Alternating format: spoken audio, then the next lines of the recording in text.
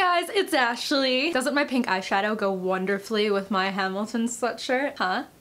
That was a joke. I just wanted an excuse to tell you that I'm wearing a Hamilton sweatshirt, and we all know that this is as close as I'll ever get to seeing the musical right now. So today we're going to be doing my April wrap-up and May TBR. I had not expected to read as many books as I did in April. I thought, wow, April's the end of the semester. I'm gonna be having a lot of exams, a lot of papers to write, turn everything in, you know, won't have enough time to read. None of that happened at all. You know, I turned in my exams pretty early because they weren't that hard, and by the time I was done, I had a lot of time on my hands, and so I read my little heart out, and I am going to tell you what I read now. The first book that I picked up this month was Afire by Sarah J. Maas, 5 stars. Absolutely amazing book. Honestly, this is where the series picked up for me. I wasn't crazy about Throne of Glass and Crown of Midnight. After I read this book seriously picked up the series for me, and as soon as I read this, I knew that I had to read Queen of Shadows, which is why I also ended up reading it this month. I do have a full book talk up for this. It is like 23 minutes long. It's insane,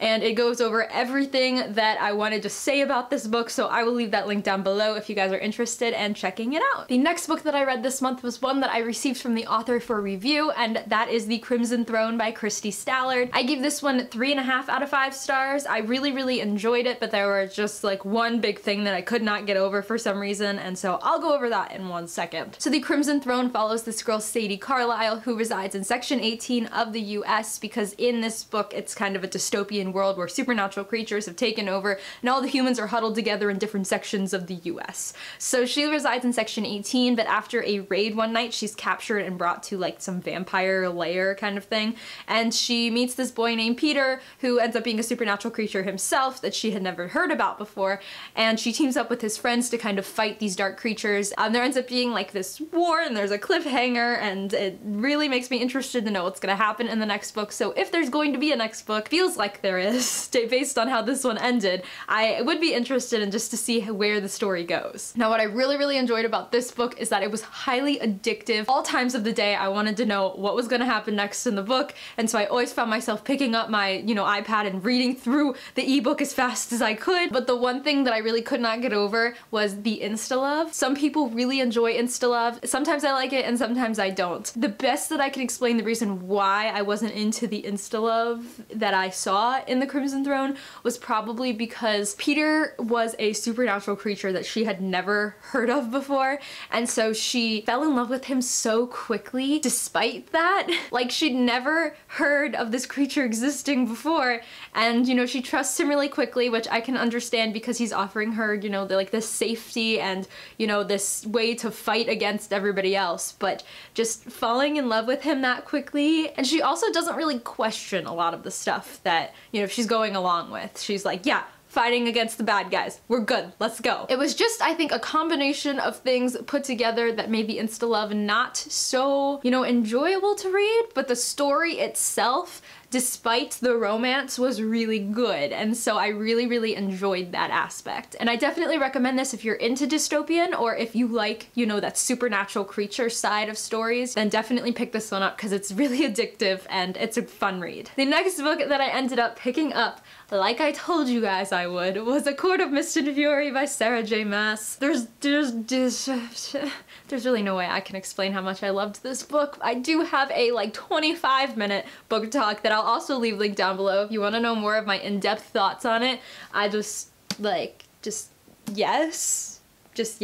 And then, because I was in a Sarah J. Maas marathon at this point, I just had to pick up Queen of Shadows. And I read this one, I swear to you, in like 2 days. It was ridiculous. Again, you know, 5 stars. I haven't recorded the book talk for this one yet, but I will soon, hopefully today while I'm recording these videos. I don't know if I liked Afire better than Queen of Shadows or vice versa. I'm not. They're pretty much on the same level with me. In this book, they all end up back in the Darlin, and I really liked that, especially because of Adian, because I love Adian, and I'm so happy he was in this book because I love Adian, and if anything happens to him in Empire of Storms, I will cry for weeks. And also, don't tell me if he dies, don't tell me if anybody dies. Please don't spoil Empire of Storms for me. I know I need to get to it soon, and I will as soon as I film and record and upload this book talk. I will. I promise. I will. But yes, very, very good. And then even though I finished this book just yesterday, I started it in the middle of April, and so I'm gonna include it in my wrap up anyways, and that is Tosh Hearts Tolstoy by Catherine Ormsby. This was like a 5-star book, you guys. This book was so adorable, it was so funny, it was so honest and real. And Tosh Hearts Tolstoy follows this girl named Tosh Stalenka, who with her best friend Jack start this web series called Unhappy Families on YouTube based off of Tolstoy's Anna Karenina. So her web series gets nominated for a Golden Tuba Award, which is kind of like the YouTube web series Academy Awards in this book, and she realizes that this guy, Tom, that she's been having this kind of cyber flirtation with, she'll be able to meet him while she's there. She also is going through and dealing with the fact that she's coming to terms that she is hetero-romantic asexual, and I think that her development through this book and you know, everything that happens to her in this book and the realizations that she comes to, I just really enjoyed it. I thought that it was such like a coming of age, adorable book. You know, it focused on romance, but it wasn't so heavily on romance. It was a really good balance between, you know, finding yourself and also finding somebody that you really like to be with. On top of that, just the fact that she has a web series on YouTube, and so they're having to deal with, you know, going viral. It was just so adorable, and I would highly recommend it. Tosh Hearts Tolstoy actually isn't even out yet. It comes out June 6th, 2017, and I'll have a book talk up for you when that time comes. And now on to my May TBR. I have some high hopes for May. I start the summer semester May 15th, and I'm taking 3 classes, and they're gonna last until June 23rd, which means 3 classes worth of work is going to be combined into, you know, like 1 month, and I'm very scared that I'm not gonna be able to do anything else for a whole month. So I'm gonna try to read as many books as I can within the, you know, period between now and May 15th. The first book that I actually want to talk about is Clockwork Angel by Cassandra Clare. This doesn't have the dust jacket because I'm currently in the middle of reading it. I actually started this book in the middle of April because a part of our TMI read-along that we're doing month to month, April's month, was Clockwork Angel because we're going in publication order, and I got like 100 pages in, and you guys, I got bored. Like, I have never been able to say that about a Cassandra Clare book before, but I got bored. And I think what I realized was that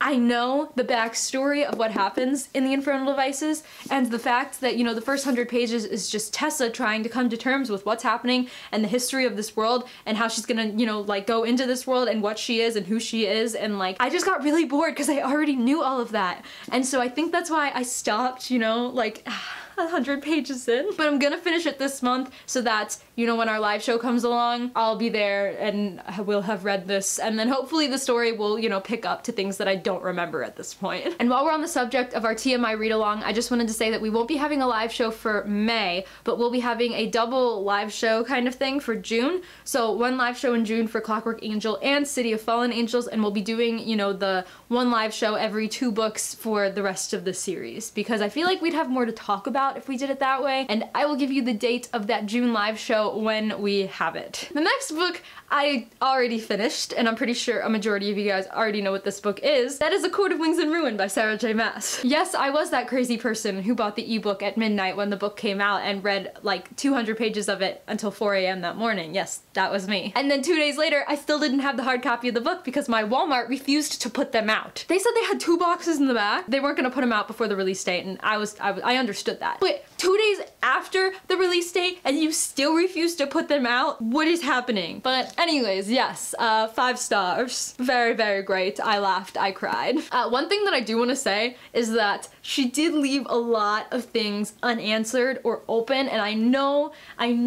that, you know, she's just leading into more parts of the story that she can write about in the future, but like, there were just so many things that just were not wrapped up for me, and I'm gonna talk more about that in my book talk when I record that, but just so many things, and I'm still, like, my mind is still reeling about how these are gonna play out. I'm very sad that this, you know, series is ended, but, you know, she's gonna keep up the whole, like, ACOTAR saga, so I'm excited about that anyways. The next book that is on my list for May is The Dark Prophecy by Rick Riordan. This is book 2 in the Trials of Apollo, and it also came out on May 2nd, but I was too wrapped up in ACOWAR to even mention that this even came out. As you can see, Walmart was smart enough to put this one out. You're halfway there, Walmart. You're halfway there. I so enjoyed this first book, and I have a book talk up for it. If you guys want to know, I can leave it linked down below. I'm very excited to know where this is gonna head, though I'm not crazy about the cover. How do you go from this beautiful cover to this. Like it's still pretty, but it's just weird. But I'm just really excited to read it. I am also planning on hopefully getting to City of Fallen Angels by Cassandra Clare for our Mortal Instruments read-along. I'm just rereading it. I already read it, I'm just rereading it. That's pretty much it. Also, if, you know, things go according to plan and I have a lot more time to read than I thought I did, I'm also gonna try to squeeze in A Gathering of Shadows by V.E. Schwab because I think it's about time that I read the second book just to keep going. It's really, really, really interesting, has magic, multiple Londons, pickpocketing, pirate thieves. It's amazing. Go read it. And the last book on my TBR for the month is The Lord of Shadows by Cassandra Clare. This is the second book in the Dark Artifices series, and holy crap, I'm so excited. I'm also very, very scared because she said that like 4 people are gonna die, and I'm very petrified because I don't want any of the Blackthorns to die, but to be honest, there's so many Blackthorns, they basically take up the entire character list of the book. I need to know what's gonna happen. I need to know. And that is going to be it for my April wrap-up and May TBR. Let me know if you guys read any good books in April or are planning to read anything in May. I'm very, very excited for May. I am even more excited for June because I will be going to BookCon and I'll be there both days, so I won't be there Saturday until like 1 o'clock because we're getting on the plane Saturday to go to New York, so I'll miss the beginning of BookCon, but I'll be there for Sunday too. I'm so excited because I've never been to New York and I've actually never been on a plane, you guys. Like, I've never been on a plane, so this is very, very exciting for me, and I'm super, super excited to meet some of you and meet some of the friends that I've made on YouTube, and I'm just so excited. And so that is going to be it for this video. You guys, thank you so much for watching, and I'll catch you later. Bye!